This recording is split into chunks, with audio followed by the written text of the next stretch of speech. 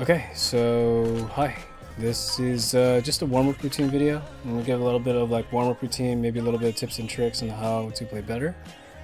But in terms of just aim and working on your aim, instead of doing aim trainers, you could do it all here technically in Valorant. But aim trainers is something I've done for maybe around like I did like 9 months straight, just because I had nothing better to fucking do.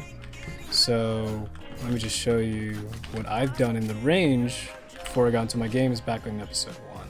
When I was around like maybe silver, gold, climbed to plat, and peaked around maybe around plat. Oh no, diamond 3. I peaked diamond 3. I was trying really hard. So what you could do to work on your aim a little bit more is generally when you're entering, let's just assume you're in entry and you're moving and you're getting ready to line up a shot and you whiff and you're like, why did I whiff? Well, there's 3 things you gotta think about. It's crosshair placement, you gotta think about counter strafing, but I'll show you that in a second. You gotta think about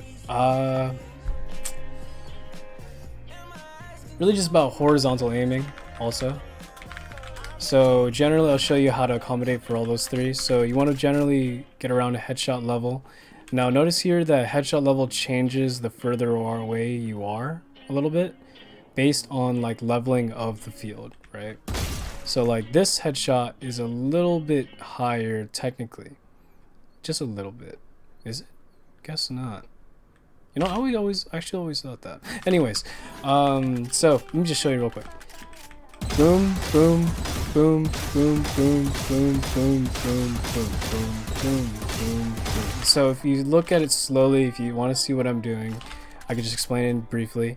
Every time I shoot, I move after, right? So, like, I even had to break this down myself to understand it. I'm shooting after each strafe, and that's very basic, but let me tell you something, like if you break it down into parts, you really gotta think about what you're doing here. Strafe, and you don't really need to press D, you can just strafe, let go instantly, because this game is really baby. Like really baby-esque. You could literally let go of A and then you have 100% accuracy. Boom, 100% accuracy. 100% accuracy. It's amazing. Like, and as you're doing these kind of things, you want to start thinking like, okay, I'm swinging, and then I'm gonna want to just instantly slowly let them line up in my head. So I'm gonna want to, that's where crosshair placement comes in. So if I'm right here, right, and I'm holding this crosshair placement and I want to peek into like deep here, right, so I'm a little higher here, so you have to accommodate for that. You're gonna swing out and then you already want to be in headshot correction. So like generally what you could do, like if I want to remember this crosshair placement, if this is the wall, then I want to remember like right here is around headshot level. So if I'm gonna hold here and then peek out, right, as I go down, it's gonna be like right here. This is headshot level right here. So you gotta like start thinking about that when you're about to peek into something. Crosshair placement is probably the biggest component of this game. So you gotta think about that the most. And then you gotta start thinking about, okay, I'm gonna strafe and I'm gonna wanna like flick to their head. This game, if you have the right crosshair placement, if you think about it, this game is partially wide flicks when you're like this. And you're doing boom, boom, boom, boom, right? Wide flicks where you have to be able to 180 instantly. It's important, right?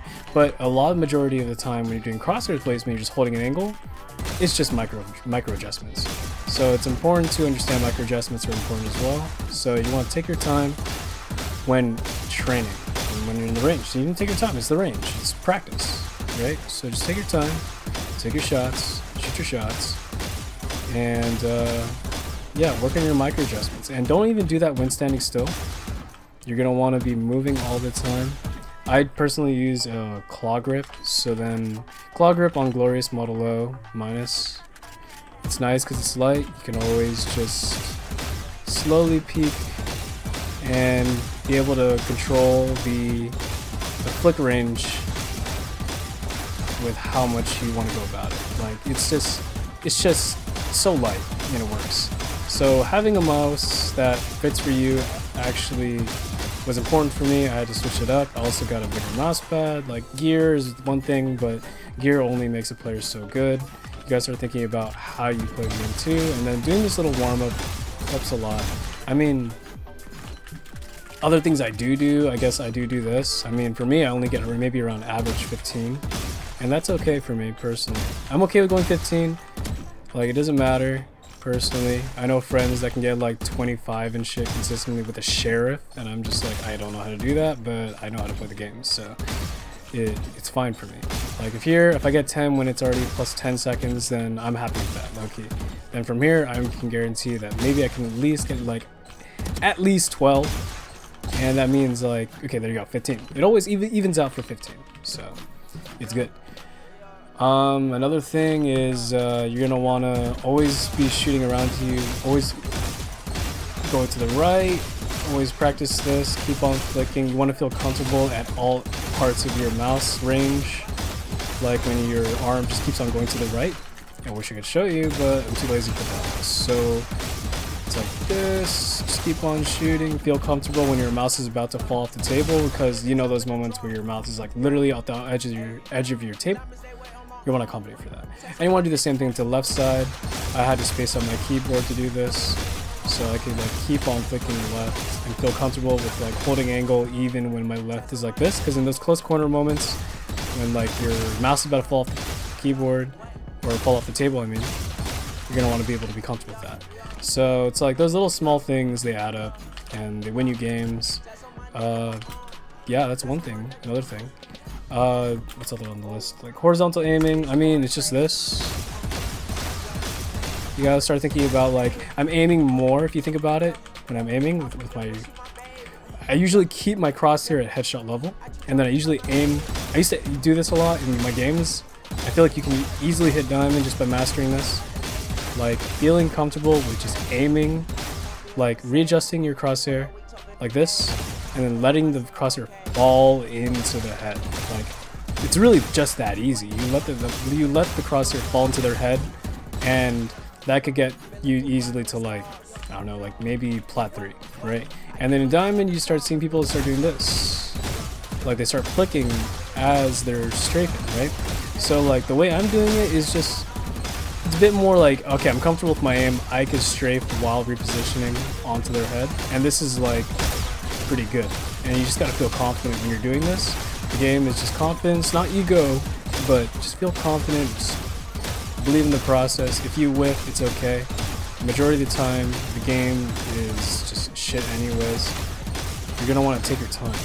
Like, you will go 1 and 2 for 4 rounds in a row, but next thing you know, when you keep on doing this kind of thing, you're gonna start seeing results. Like, I started getting better and better at it, and I started winning more like 3/4 of my games. And that was not even now. Nowadays, I'm even experimenting a bit more with like this. Like, I'm just taking my time.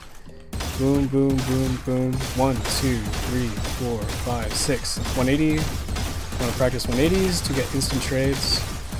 Feel really comfortable with 180, right? Because if you think about it, this whole range is like a clock. There's going to be one here, 180 degrees. There's another one right here. So that's how you know if you're able to do this.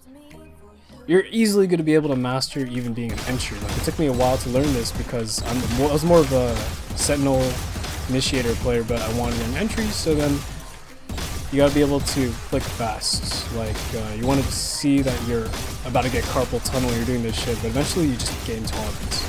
So, now, here's the thing about my warm-up routine. I don't really practice or warm up that much. I just do 1 DM, like maybe like 1/8 of the time. I hardly do DM, unless I'm like, I don't know, down bad. Or I would just do range for like, I don't know, like 30 seconds and then just jump out because I'm impatient. So that's because I'm already confident, but I've already did my hours. I maybe collectively did around like a year of training of just on my aim, solely because I sucked at FPS games so much. But I feel like that was because I was practicing wrong. If you do these things that I'm showing you right now, I believe personally if you slowly get good at it, consistently doing it maybe for like 30 minutes a day, you will get pretty good. You just gotta practice this slowly, and as you're doing this stuff too, work on your sprint pattern. Like, take out the Phantom. The Phantom is like a good way to start off with learning your sprint patterns. It's literally the similar thing as the Vandal. And if you look at this, Vandal is just harder. The reason why it's harder is because Phantom, you get so many bullets, and it's really good because spraying is just phenomenal. Okay, but if you go Vandal, it's harder because it's slower. You gotta take your time with like the spray pattern, right? And then here's another tip: you don't want to look at your crosshair when you spray pattern. You want to look at the bullets. So, this is a common mistake I've seen so many times when people try to do their spray transfers. You want to look at the bullets. Just look at that. See, you notice how the bullets start moving in a certain way. You figure out a pattern. You just follow it, right? So you guide the bullets. You don't let the bullets guide. You don't let the bullets control you. You control the bullets, right? So you just watch how the bullets flow. You say, okay, I'm following you. So you want to put it above. You want to focus not on the crosshair, but above your crosshair where the bullets are going. Watch the bullet tracers, and the bullet tracers will take you home. Literally, get so many free kills just by watching the bullet tracers go to do their thing. If you see far away, right? That far away from here, literally watch where the bullets are going. The next bullet's gonna be so close to the bullet like that just shot. So just redirect the bullets. You know, that's something I've noticed heavily. Master that, and I guarantee you're gonna hit like high key, maybe D3. I'm not joking. It's like understand those key things, and you'll get D3 in terms of aim. But the game is much more complicated than that. You gotta understand game sense as well. And this video is already getting like way too long. But you're gonna wanna like practice these small things. Always move, always focus on your crosshair placement. Hold a certain angle. If you're holding an angle and they're about to swing from this little wall right here, so you see this is the wall, then like you wanna hold like right here. Cause like generally in low elo or like mid elo, like around plat, diamond, they usually wide swing. I hardly see people jiggle peek. If they do jiggle peek, then they're cringe. But I mean like it's fine. Because then you can just like, if you're good enough and confident enough, you can just like micro adjust like right here if they jiggle peek. Or you could just, they jiggle peek you and then you just strafe in, out if you see them. Generally always 80-80 when you're holding something, because remember, if you press A instantly, like you get 100% accuracy. So if you're doing 80-80 all the time, you're always going to have 100% accuracy. Because at one point, your accuracy, no matter what, is always going to be 100%. Because if you're jiggling, they won't be able to really hit your head. Just remember this strafing trick. It literally gets so many free kills and nobody utilizes it. They just sit like ducks. It's dumb. So just be confident with your crosshair placements. Really, like be understanding like